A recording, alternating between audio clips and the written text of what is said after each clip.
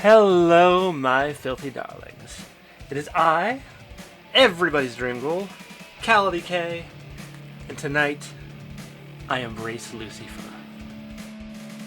For those of you who are not aware, Lucyfer is a character from the comic Beelzebubs. Beelzebubs debuted in 2016 and is the creation of Finnish illustrator J.P. Ahonen. And I'm sorry if I butchered that last name. So in addition to being the name of the comic, Beelzebubs is also the name of the band which the comic follows. A band which, while starting off as just illustrations, actually has come to be a real thing.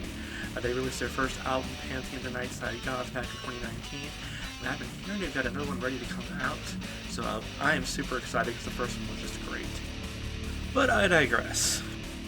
So as the band may be at the center of the comic as the focusing agent, so to speak, they are by no means the exact stars of the strip. No, just as many of the comics, if not more, focus on the family of Sloth, the lead singer of the band. The result is something that resembles a combination of, at least in my mind, Metalocalypse and the Addams Family. Now, for as long as I've been a fan of this comic, I have always found myself drawn to Sloth's wife, Lucyfer. I'm not sure why, there's something about her aesthetic and personality that just grabbed me from the first time I saw her on the page. So here I am combining drag and cosplay, just to see if I can pull this off, so let's quit fucking around and begin. What do you say? Now this time I'm not going to go into as much detail as I usually do when I'm putting together a look, because a lot of these processes are very much the same as I usually use. If anything, I think I'm just going to use this video to explain my creative process as to how I approach this look, as well as get any kind of gripes I might have had in trying to do this. Because let me tell you this much, there were some things with this look that I was completely unprepared for and just had to make up on the spur of the moment and hope that it worked. One thing that did kind of throw a bit of a challenge in this is that the comic is only presented in black and white. Which means that while it's discernible that all the characters are wearing corpse paint, it's not exactly easy to tell where the paint stops and the skin tone begin. So when I was forced to make a creative decision on this, I decided to go ahead and stop at the jawline and then use a more skin-toned foundation on my neck.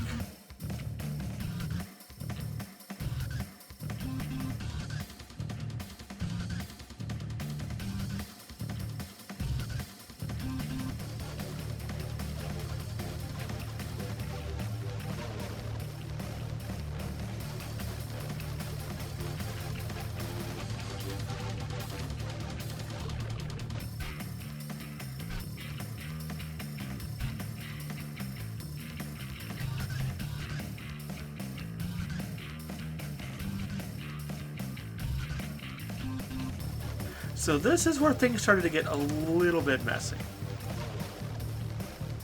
Now, if you've been watching the channel, you know I'm no stranger to using black in my looks. Whether that be lipstick, or eyeshadow, or in this case face paint, you know, it's all been done here before. What hasn't been done is using it almost exclusively for pretty much the entire look. And not only that, but trying to keep it very symmetrical. And because I was so fixated on trying to make sure everything was nice and neat and even, I did make one pretty big mistake, which I did not think about until later. That being, I didn't contour first. Yeah, because I left off on that until later, I ended up causing a lot more problems and making things a lot messier than they otherwise needed to be. So, lesson learned.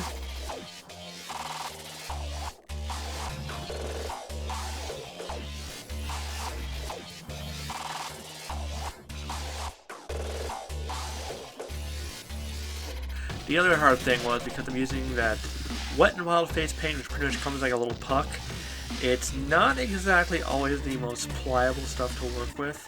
So you really kind of have to grind it out of the palette, for lack of a better word, and really kind of fight to get it on nice and dark and even.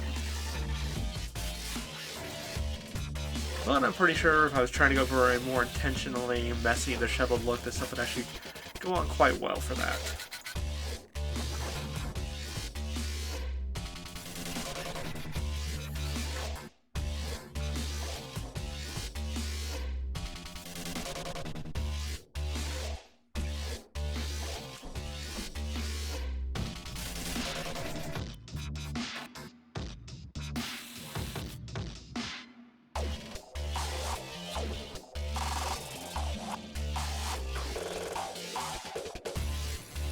One other thing that kind of threw a bit of a wrench in the works here is that when I went to put on my lipstick, you'll see that the tip on the brush applicator had broken off in the bottle, so I had to grab one of my paintbrushes to try to fill in for that. But again, I can't say that was all bad. It forced me to think on my feet and improvise, and I found out that using a paintbrush rather than the brush applicator actually will get you very good, precise results for something like this. So hey, lesson learned, right?